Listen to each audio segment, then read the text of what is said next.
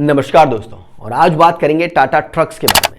देखिए, टाटा ने commercial vehicle market में भारत की मेजॉरिटी पे 53% की मेजॉरिटी ली हुई है, जिसकी वजह से ये कॉमर्शियल व्हीकल के अंदर मार्केट लीडर भी बन जाते हैं और इन्हें एक तरफा मोनोपोली बनाने का मौका भी मिल गया।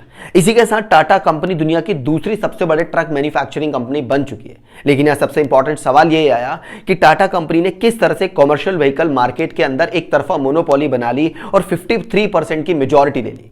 टाटा कंपनी किस तरह से दुनिया की दूसरी सबसे बड़े ट्रक मैन्युफैक्चरिंग कंपनी बन गई?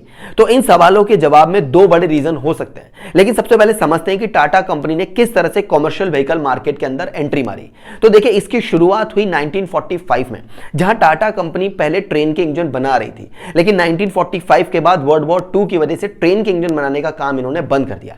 ये बनाने लग गए टैंकर्स, क्योंकि टाटा कंपनी ऑलरेडी इंजन बना रही थी, इसलिए टैंकर के इंजन बनाना इनके लिए बड़ी बात नहीं थी। लेकिन टैंकर की बॉडी इन्होंने काफी स्ट्रांग बना दी, इस वजह से टाटा कंपनी को थोड़ा विश्वास आ गया कि वो कॉमर्शियल व्हीकल भी बना सकते हैं। इसके बाद 1954 में टाटा कंपनी ने ऑफिशियली कॉमर्शियल व्हीकल बनाना शुरू कर दिया। नेशनल लेवल पे तो वो ठीक काम कर ही रहे थे, लेकिन टाटा को लगा कि हमें इंटरनेशनल लेवल के मार्केट को भी पकड़ना चाहिए। इसीलिए उन्होंने 1961 में पहली बार इंटरनेशनल जाके श्रीलंका के अंदर अपने ट्रक्स को बेचना शुरू किया, जहां पर इन्हें काफी अच्छी सफलता मिल गई और यहीं से टाटा कंपनी के सबसे बड़े मैन्युफैक्चरिंग कंपनी बनने की शुरुआत हुई। और इनकी सक्सेस का पहला पिलर रखाया 1969 में, जहां टाटा कंपनी ने इंटरनेशनल मार्केट में एंट्री करने के लिए जॉइंट वेंचर जैसे शानदार बिजनेस मॉडल को चूज किया। टाटा कंपनी ने इंटरनेशनल मार्केट में अवेलेबल ट्रक मैन्युफैक्चरर्स के साथ जॉइंट वेंचर करना शुरू कर दिया। देखिए, जॉइंट वेंचर का बेनिफिट टाटा को जबरदस्त मिला, क्योंकि टाटा कंपनी ऑलरेडी भारत के अंदर ट्रक्स बना चुकी थी, श्रीलंका के अंदर ऑलरेडी अपने बिजनेस को एस्टैब्लिश कर चुकी थी, इसलिए इंजन बनाने का काम इनके लिए काफी आसान था। ट्रक्स की बॉडी भी काफी स्ट्रांग बना रहे थे, लेकिन इंटरनेशनल मार्केट में जो जॉइंट वेंचर पे इनका पार्टनर था, उसे इंटरनेशनल मार्केट की समझ थी जो टाटा को जरूरत थी। टाटा ने उससे इंटरनेशनल मार्केट को समझना शुरू किया, इंटरनेशनल मार्केट में कस्टमर को समझना शुरू किया, उनकी प्रेफरेंस को समझना शुरू किया, किस तरह के प्रोडक्ट इंटरनेशनल मार्केट में चलते हैं, जॉइंट वेंचर के उस पार्टनर की मदद से समझ में आ गया।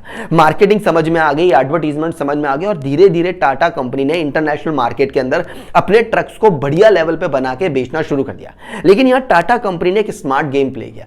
1969 में इन्होंने जो जॉइंट वेंचर करने का डिसीजन लिया था, धीरे धीरे करके वो जॉइंट वेंचर के बिजनेस को खत्म करके इंटरनेशनल मार्केट में टाटा ट्रक्स के नाम से ही अपने बिजनेस को एस्टैब्लिश करना शुरू कर दिया, ताकि फ्यूचर में इन्हें इनके नाम से ही जाना जा सके।